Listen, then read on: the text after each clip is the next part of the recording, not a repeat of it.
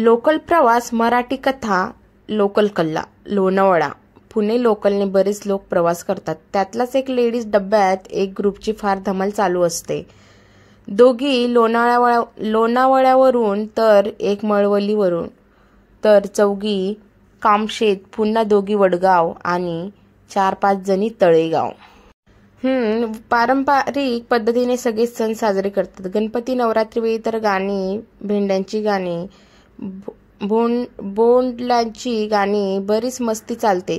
चांगलं चुंगलं एकमेकांना खाऊ घालतात. नवरात्रात खजुराचे लाडू, शेंगदाणा कूटचे लाडू, केळीचे वेपर्स, फळं असा बराच फराळ, काही ना काही मेनू त्यांच्या रोज असायचा. नवमीला उपास सोडून झाल्यावर स्मिताने रव्याचे लाडू आणले. स्मिताने रव्याचे लाडू, शुद्ध तुपातले लाडू घेऊन आली. लाडू इतके छान होते की दिसायला पण आणि चवीला पण. जराही चावावा लागला नाही. तोंडात टाकला की विरघळून जावं इतकं सॉफ्ट. सगळ्यांच्या जिभेला इतका टेस्ट आली होती. तोंड भरून भरून कौतुक केलं तिचं. रोशनीने विचारलं, स्मिते, खरं खरं सांग, कुणी केले लाडू? अगं सासूने केले. काय? स्वयंपाक करायला 7 वाजेपर्यंत तुझी वाट बघतात. कधी लेट झालं तर 8व्या लोकलची वाट बघतात. 8व्या लोकलची वाट पाहणाऱ्या सासूला साधा स्वयंपाक करायला होत नाही आणि लाडू बनवले. आणि एवढे छान लाडू करता येते? जयश्री म्हणाली. अगं म्हणजे त्यांना मसाल्याच्या भाज्या चांगल्या करतात त्या. कच्चा मसाला वगैरे वाटून, पण भाकरी चपाती नाही जमत. स्मिताने नेहमीप्रमाणे सासूची बाजू सांभाळून घेत बोलली. का नाही येत? तुझ्या आईची शिकवण काढता येते त्यांना, आणि त्यांना नाही का शिकवलं त्यांच्या आईने? रोशनी म्हणाली.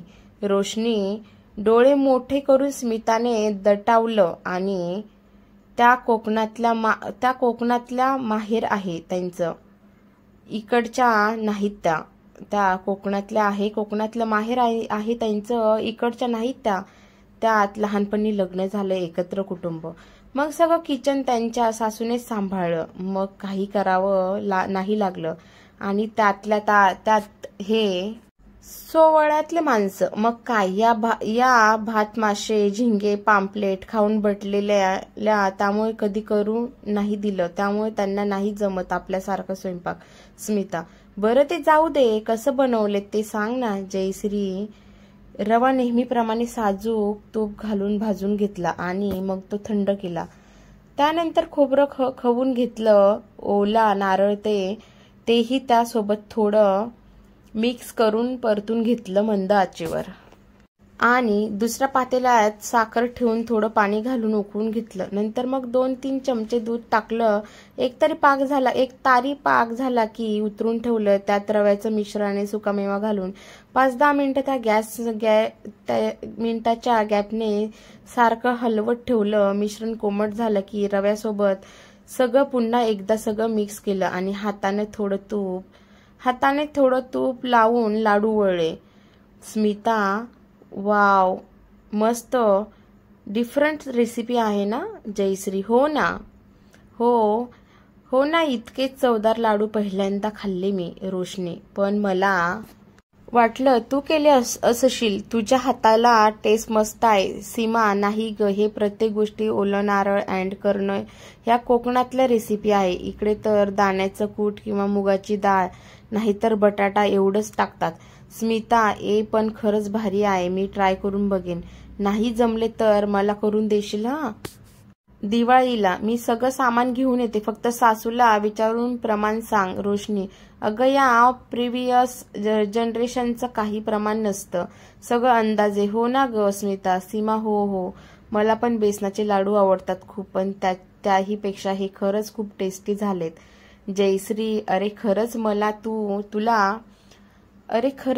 तुला विचारायचं राहूनच गेलं की कसे करतेस तू बेसनाचे लाडू? स्मिता, अगं जास्त काही अवघड नाही. रवा, हरभऱ्याची डाळ दळून आणायची, बेसन पीठ गावरान तुपात चांगलं भाजून घ्यायचं मंद आचेवर, पण जाळायचं नाही याची काळजी घ्यावी लागते. आणि थोडा रवा पण भाजून घ्यायचा छान सुगंध येईपर्यंत. छान सुगंध आला की त्यावर थोडं दूध शिंपडून थंड व्हायला बाजूला ठेवायचं. सगळं थंड करून घेऊन पिठी साखर घालून थोडे काजू बदाम जाडे भरडे कुटून बारीक तुकडे करायचे, थोडं वेलची पावडर जायफळ पूड घालून चांगलं मिक्स करून घ्यायचं आणि थोडे छोट्या आकाराचे लाडू वळायचे. झाले. खूप सोपं आहे. आणि थोडं भारी शेप पाहिजे असेल तर मोदकाच्या साच्यात थोडं तूप लावून ते सारण भरून त्यातूनच काढायचं. तो मोदक शेप पण मुलं आवडीने खातात जयश्री. पण बेसन पीठ कधी कधी तोंडामध्ये वरच्या बाजूला चिकटतं स्मिता. बेसन पीठ खमंग भाजून घ्यायचं नाही चिकटत. आणि थोडा रवा असला की दाणेदारही होतात लाडू, तर कडक होत नाही. काही लोक लाडू ओळत नाही म्हणून पाणी वापरतात, पण ते लाडू नंतर वास येतो. त्यामुळे शक्य होईल तेवढं गावरान तुपात बनवून घ्यायचं. आणि जयश्री म्हणजे सासूबाई तांदळाचे पीठचे पण तसेच करतात लाडू. सासूबाई तांदळाच्या पिठाचे पण तसेच करतात लाडू. आता बेसनाचे बोललीस तसे स्मिता. म्हणजे ग कसे? तांदूळ 3 दिवस भिजत घालायचे. रोज सकाळी याचे पाणी बदलत राहायचं आणि परत नवीन पाण्यात भिजत ठेवायचं. 3 दिवसानंतर ते वाळवायचं आणि वाळल्यावर लालसर होईपर्यंत भाजायचं.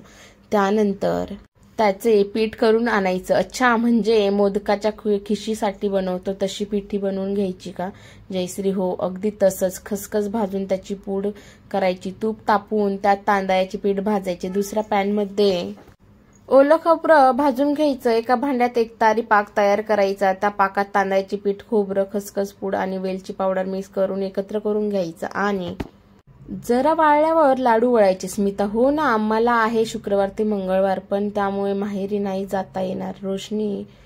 भाऊबीजेला आदल्या दिवशी जायचं. त्यात काय? आणि दुसऱ्या दिवशी यायचं ओवाळून वगैरे झाल्यावर. जयश्री. आमच्या इकडे आम्ही दोघी सुना भाऊबीजेला संध्याकाळी जातो आणि यावेळी तर दुसऱ्या दिवशी लगेच ऑफिस आहे, त्यामुळे जाऊन काही उपयोग होणार नाही. रोशनी. कमाल आहे. जाऊ दे, मी शुक्रवारी सायंकाळी येते तुझ्या घरी.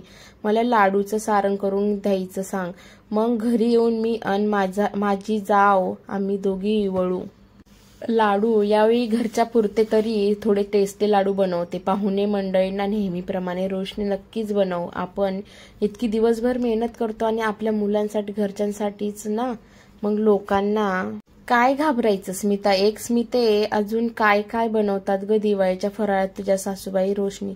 जास्त काही नाही, त्यांना हे आवडतं तेच त्यांना छान येतं. स्मिताच्या या बोलण्यावर सगळ्या खळखळून हसू लागल्या.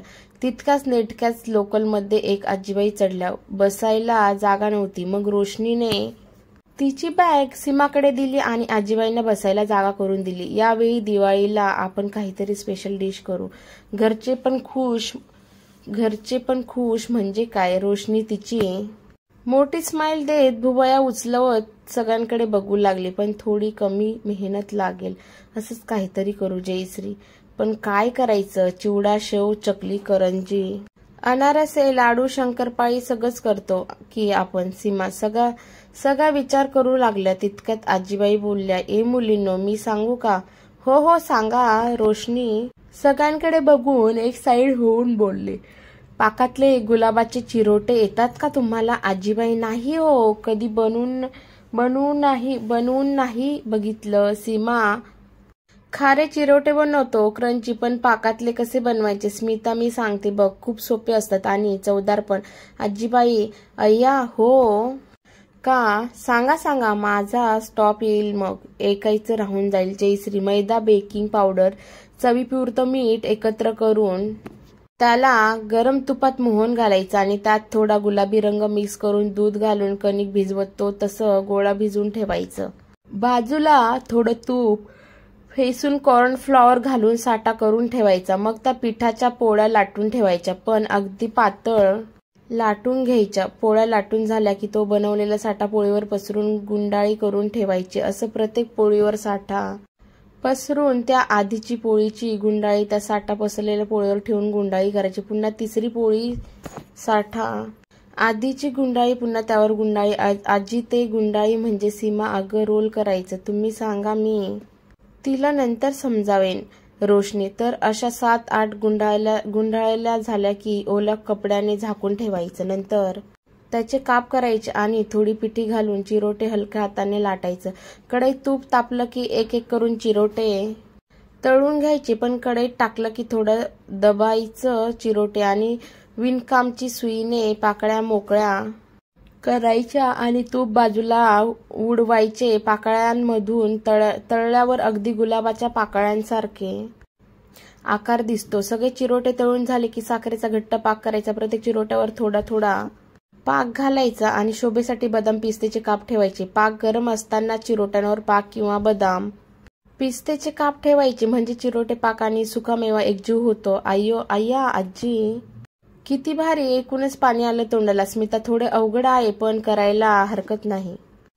म्हणजे पाडव्याच्या आधी करूया, मस्त गिफ्ट पण भेटेल, रोशनी डोळा मारत बोलली. सगळ्या खळखळून हसू लागल्या. आजीही त्यांच्यासोबत हसू लागले. अशात हसत राहा पोरींनो. छान वाटलं होतं ऐकून की आजच्या पोरी सुद्धा घरच्यांचा सुखाचा विचार करतात, आनंदाचा सुखाचा विचार करतात, तेही नोकरी वगैरे सांभाळून. खरंच कौतुक वाटतं पोरींनो तुमचं.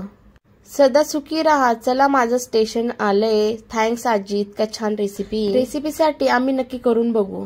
स्मिता, हो आजी, शेवटी घरातले आनंद तर आम्ही ही सकाळ छान जाते, दिवस प्रसन्न जातो, म्हणून ही सगळी मेहनत स्वतःसाठी आणि घरच्यांसाठी. थोडी मेहनत तर करायलाच पाहिजे. चला, मी पण उतरते, या माझ्या मागे हळूहळू, नाहीतर लोकल थांबली की चढणाऱ्यांची गर्दी होते. नंतर मुली उतरून नाही देत. रोशनी, हो हो, चल पटकन, चल लवकर. बघ बूड. जयश्री तिच्या मागे आजींना घेऊन येत बोलली. अशाच गप्पा मारत प्रत्येकीचं स्टेशन आलं आणि एक एक करून उतरून गेल्या.